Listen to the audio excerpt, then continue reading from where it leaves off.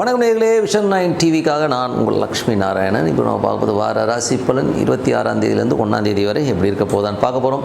எப்போதுமே சொல்கிறதாங்க, லக்னத்துக்கு பாருங்கள். ராசிக்கு பார்ப்பதோட லக்னத்துக்கு பார்க்க ரொம்ப பர்ஃபெக்டாக இருக்கும். உதாரணமாக ஒரு மகர லக்னம் விருச்சிக ராசினா நீங்கள் விருச்சிக ராசிக்கான பலன்களை பார்க்குறோம், மகர ராசிக்கான பலன்களை பார்க்கும்போது ரொம்ப சூப்பராக இருக்கும். ஸோ நிறைய பேர் இந்த வாடி டிப் ஆஃப் த வீக்கில் என்ன சொல்ல போகிறோம்னா கடன். ஸோ கடனுங்கிறது பார்த்திங்கன்னா எல்லோருக்குமே பல விஷயத்தில் வாட்டிக்கிட்டு இருக்குது. ஸோ அதை எப்படி அடைக்கிறது, இது எதனால் வருதுங்கிற ஒரு விஷயங்களை கண்டிப்பாக சொல்லியிருக்கோம். ஸோ இந்த பரிகாரம்னு சொல்லியிருக்கோம், கண்டிப்பாக அப்ளை பண்ணி பாருங்கள், ரொம்ப சூப்பராக இருக்கும். கடகராசி. ஸோ கடகராசிக்கு எப்படி இருக்கும் அப்படின்னு பார்க்கலாம். ஸோ கடகராசிக்கு உங்களது ராசி அதிபதி சந்திரன் எந்த மாதிரி விஷயங்கள்லாம் பண்ணுவார் அப்படின்போது, சந்திரன் உங்களுக்கு இந்த வாரத்தில் பார்த்திங்கன்னா 10ஆம் இடத்துல இருக்காருங்க. ஸோ 10ஆம் இடத்துல இருக்கும்போது நல்ல விஷயங்கள், நல்ல மாற்றங்கள், நல்ல ஏற்றங்கள், நல்ல லாபம்லாம் வரதுக்கான அமைப்பாக ரொம்ப நல்லாயிருக்கு. நீங்கள் தொட்டதெல்லாம் துலங்குகிறமான விஷயங்கள்லாம் உங்கள் மன ரீதியான நல்ல சந்தோஷமான விஷயங்கள் நிறைய நடக்கும் இந்த வாரத்தில். அது ஒரு பெரிய ப்ளஸ். அதே மாதிரி பார்த்திங்கன்னா உங்களுக்கு 2ஆம் அதிபதி, ரெண்டுங்கிறது குடும்பத்தை சொல்லுங்கள். ஸோ குடும்பம் சம்மந்தமான விஷயங்கள். ஸோ அதில் சூரியன் பார்த்திங்கன்னா உங்களுக்கு இப்போ 11ல் இருக்குது. நல்ல லாபம் வருங்க, குடும்பத்துக்கு தேவையான காசு வர்றது, நல்ல லாபம் வர மாதிரி விஷயங்கள்லாம் ரொம்ப நல்லா இருக்குது. அது ரொம்ப சிறப்பான ஒரு விஷயமாகவும் இருக்குங்க. சூரியன் 11ல் இருக்கும்போது உங்களுக்கு தொட்டதெல்லாம் ஜெயமாக இருக்கும். அது என்ன சொல்கிறது, பாதகஸ்தானம்னு சொன்னாலும் அது நல்ல லாபத்தை கொடுத்தோம். ஏன்னா பாதகஸ்தானம்னா 100 ரூபா வர வேண்டிய இடத்துல ஒரு 80 ரூபா வரும், ஆனால் வராமல் இருக்காது. அதுதான் ஒரு பெரிய ப்ளஸ். குடும்பத்துக்கு தேவையான நல்ல வருமானங்கள், நல்ல விஷயங்கள் கண்டிப்பாக நடக்கும். அதுக்கப்புறம் பார்க்கும்பொழுது உங்களுடைய 3ஆம் அதிபதி, ஸோ 3, 12 அதிபதியான புதன். ஸோ புதன் 11ல் இருக்கும்பொழுது பிரயாணம். ஸோ நிறைய பிரயாணம் பண்ணுவீங்க.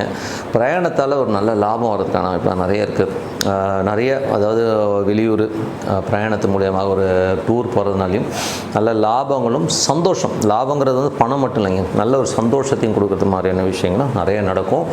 அதுக்கப்புறம் பார்க்கும்போது உங்களுக்கு 4ஆம் அதிபதி, 4ங்கிறது 4, 11ஆம் அதிபதி சுக்கிரன் பார்த்திங்கன்னா உங்களுக்கு 9ல் இருக்கும்போது அப்பா அம்மானால் நல்ல லாபம் வர்றது, சந்தோஷமாக இருக்கிற மாதிரி விஷயங்கள்லாம் நிறையா இருக்குது. ஸோ இதில் பார்த்திங்கன்னா சுக்கிரன் இப்போ பரிவர்த்தனை தான் இருக்குது. ஸோ பரிவர்த்தனை நல்ல லாபம், வீடு, சொத்துக்கள், வண்டி, வாகனம்னு ஒரு நல்ல லாபம் வர மாதிரி விஷயங்களும் ரொம்ப நல்லாவே இருக்குது.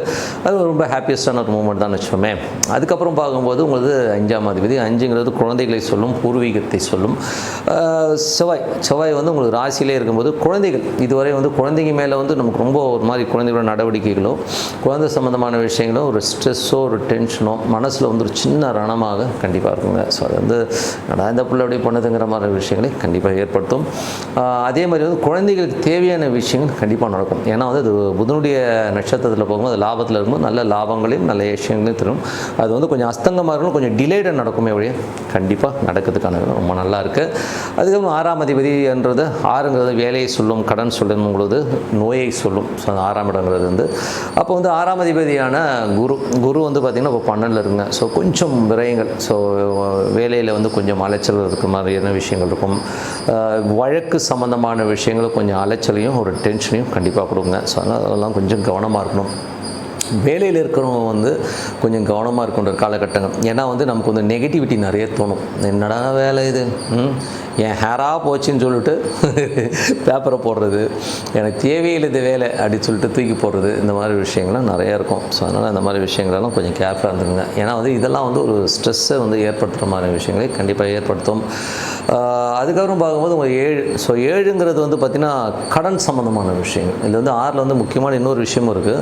12ல் இருக்கும்போது சில பேர் ஹாஸ்பிட்டலில் போய் அட்மிட் ஆகிறாங்க. சின்ன ஒரு இருக்கும், 1 நாள் 2 நாள் கொஞ்சம் உடல் நிலை கொஞ்சம் கவனமாக பார்த்துக்கணும், கேர்லெஸ்ஸாக இருந்துடாதீங்க, ஓகேங்களா? ஸோ அதனால் அது மாதிரி விஷயங்களும் கொஞ்சம் கவனமாக இருந்துங்க. கடன் சம்மந்தமான விஷயங்களை எச்சரிக்கையாக இருந்தது ரொம்ப ரொம்ப நல்லது. ஏன்னா 6ஆம் அதிபதி குரு செவ்வாயோடைய அந்த ஸ்டாரில் போகும்போது வேலை செய்கிறத விட அவமானப்படுத்துவாங்க. உடல் சம்மந்தமான விஷயங்கள் நம்ம கொஞ்சம் ஐயோ இப்படி ஆகிடுமோ அப்படியான ஒரு பயத்தை ஏற்படுத்தும். ஸோ அதனால் கொஞ்சம் கவனமாக இருக்கணும், ஓகேங்களா? அதுக்கப்புறம் 7ங்கிறது கணவன் மனைவி உறவை சொல்லும். ஸோ அது மட்டும் இல்லை, கஸ்டமர்ஸ், நம்ம டெய்லி பிஸ்னஸ் ரீதியாக டீல் பண்ணுற கஸ்டமர்ஸை சொல்லும். அது என்ன மாதிரி இருக்கும்போது சனி பார்த்திங்கன்னா உங்களுக்கு 9ல் இருக்கார். ஸோ 9ல் இருக்கும்பொழுது நிறைய பிரயாணம். ஸோ நிறைய பிரயாணங்கள்லாம் நல்லா லாபம் வர்றதுக்கான ரொம்ப சிறப்பாக இருக்குது. வெளிநாடு வெளி மாநிலங்களில் இருக்கலாம் ஒரு பெரிய லெவலில் முன்னேறதுக்கான வாய்ப்பாக இருக்குது. அப்பாவுடைய உடல்நலம் சம்மந்தமான விஷயம் கொஞ்சம் கவனமாக இருக்கணும். ஏன்னா சனி இருக்கிற இடங்களும் கொஞ்சம் அவங்க சோம்பேறித்தனமாக இருக்கிறதோ, கொஞ்சம் ஒரு ஸ்ட்ரெஸ்ஸாக இருக்கிற மாதிரி விஷயங்கள் இருக்கும். அதனால் மற்றபடி தொழில் ரீதியான விஷயங்கள் ஒரு பெரிய ஒரு வருமானங்களையும் நல்ல ஒரு அடுத்த கட்டத்துக்கு பிளான் பண்ணுற மாதிரி விஷயங்களாக இருக்கும். தொழில் படிப்பு படிக்கணும் அப்படின்றவங்க தொழில் படிப்பு படிக்கிறவங்க வந்து நல்ல ஒரு ஏற்றம் வர்றதுக்கான ரொம்ப நல்லா இருக்குது. ஸோ எல்லாமே ரொம்ப சூப்பராக இருக்குது. கணவன் மனைவி உறவுலாம் ரொம்ப நல்லா இருக்குங்க. ஸோ அதெல்லாம் வந்து ஒன்றும் பிரச்சனை சின்ன சின்ன கசமசான்னு பேசிக்கிட்டாலும் அதுக்கப்புறம் எல்லாமே சரியாகிறதுக்கான ரொம்ப நல்லாயிருக்கு. ஸோ இதில் வந்து 8ஆம் அதிபதி 9ல் இருக்கும்போது அதான் சொன்னால் அப்பாவுடைய உடல்நலம் சம்மந்தமான விஷயங்களை ரொம்ப ரொம்ப கவனமாக இருக்கணும். அப்பா பேசும்போதோ பழகும்போதோ கொஞ்சம் அவர் எதாவது இடம் பேசும் சரி ஒழிஞ்சு போகுது நேரம் இப்படி தான் இருக்குங்கிறத வந்து மைண்டில் வச்சுட்டு பண்ணிக்கிங்கன்னா போதுங்க. 10ஆம் அதிபதியான செவ்வாய் ராசியிலே இருக்கும்போது தொழில் ரீதியான விஷயங்கள் ஒரு பயம் வரும். ஐயோ என்ன ஆகிடுமோ ஏதாயிடுமோ அப்படி ஆகிடுமோ இப்படி ஆகிடும் ஒரு மாதிரி ஆகிடும். ஜூன் 10 வரை அப்படி தான் இருக்கும். அதனால் கொஞ்சம் நீங்கள் வந்து பொறுமையாக தான் இருக்கணும். அதுக்கப்புறம் உங்களுக்கு 11ஆம் அதிபதி 11ஆம் அதிபதியான சுக்கிரன் வந்து பரிவர்த்தனை வந்து சுக்கிரன் அங்கேயே இருக்கிறதா தான் அர்த்தம். ஸோ அது வந்து ரொம்ப நல்ல விஷயங்கள் நல்ல ஏற்றங்கள்லாம் வர்றதுக்கான ரொம்ப நல்லா இருக்குது. அது வந்து சிறப்பான விஷயங்கள் தான். ஸோ 12ல் உள்ள புதன் வந்து இப்போ குரு இருக்கார். குரு இருக்கும்போது வேலையில் ரொம்ப ரொம்ப கவனமாக இருக்கணும். ஸோ இதில் வந்து மேஜரான ஒரு விஷயம் என்னென்னா நம்ம கடகராசிக்காரர்கள் வேலை சம்பந்தமான விஷயங்களை இப்போ வந்து ஒரு பெரிய முடிவு எடுக்காமல் இருக்கிறது ரொம்ப ரொம்ப நல்லது. வேலையில் ஒரு மன உளைச்சலும் உடல் நலம் சம்பந்தமான விஷயங்களும் ஒரு மன உளைச்சல் கண்டிப்பாக இருக்கும். அதனால் கடகராசிக்காரர்கள் நீங்கள் வந்து இந்த டைமில் வந்து வேலையிலையும் உடல் நலத்தையும் கடன் சம்பந்தமான விஷயம் ரொம்ப ரொம்ப ஜாக்கிரதையாக இருக்கணும்.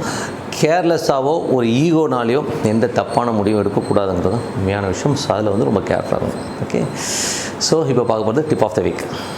Tip of the week. So tip of the வீக்கில் இப்போ நம்ம பார்க்க போகிறது கடன் தீர இன்ன வழி. ஸோ அதை தான் வந்து டிப் ஆஃப் த வீக்கில் மேஜரான விஷயம். கடன்கள். ஸோ கடன்கள் வந்து எப்படிலாம் வரும் அப்படின்னும்போது யாருடைய ஜாதகத்தில் கடன் அதிகமாக இருக்கும்னா குரு கேது தொடர்பு.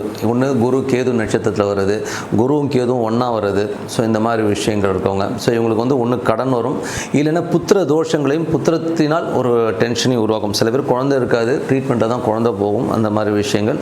அதுமாதிரி குரு கேது இருக்கும்போது கடன்கள் அதிகமாகிடும். ஏதோ ஒரு விஷயம் ஆரம்பிக்க போய் ஒரு பெரிய கடனை கொண்டு வந்து விட்டுருன்றது தான் மேஜரான விஷயம்.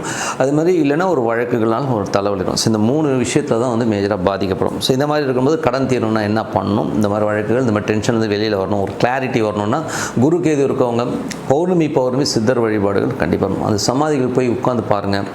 நீங்கள் ஒரு முறை பார்த்தா உங்களுக்கு புரியாது. நீங்கள் கண்டினியூவாக போயிட்டு இருக்கும்போது உங்கள் லைஃப்பில் வந்து எவ்வளோ சேஞ்ச் வருங்கிறத நீங்கள் பார்க்கலாம். இது வந்து எனக்கு கண்கூடாக ஒருத்தர் வந்து ரொம்ப கஷ்டத்தில் இருந்தவர் அங்கே போய் படுத்தே தூங்கிடுவார். அந்த காலகட்டத்தில் தூங்க விட்டாங்க, இப்போ தூங்க விடுறதில்ல.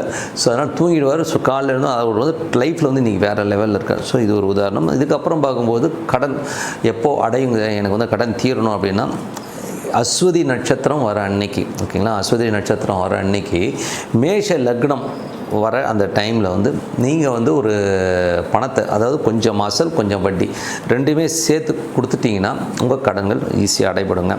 ஸோ அதுக்கப்புறம் அனுஷ நட்சத்திரம் வர நாள். ஸோ ஒரு அனுஷ நட்சத்திரம் வருதுன்னு வச்சுமே, ஸோ அந்த அனுஷ நட்சத்திரம் வர நாளும் விருச்சிக லக்னமும் வர அந்த நாள் அன்னைக்கு நீங்கள் வந்து ஒரு பார்ட், அதாவது ஒரு அசல் ப்ளஸ் வட்டி, ஓகேங்களா, ரெண்டுமே சேர்த்து அதை அடைங்க. அந்த காலகட்டத்தில் அடைச்சிட்டிங்கன்னா அந்த கடன் வந்து கடன் உங்களுக்கு வந்து அடையப்படுங்க. ஸோ அது வந்து ரொம்ப சூப்பராக ஒர்க் ஆகும். அது வந்து பண்ணி பாருங்கள், அது ரொம்ப நல்லாயிருக்கும்.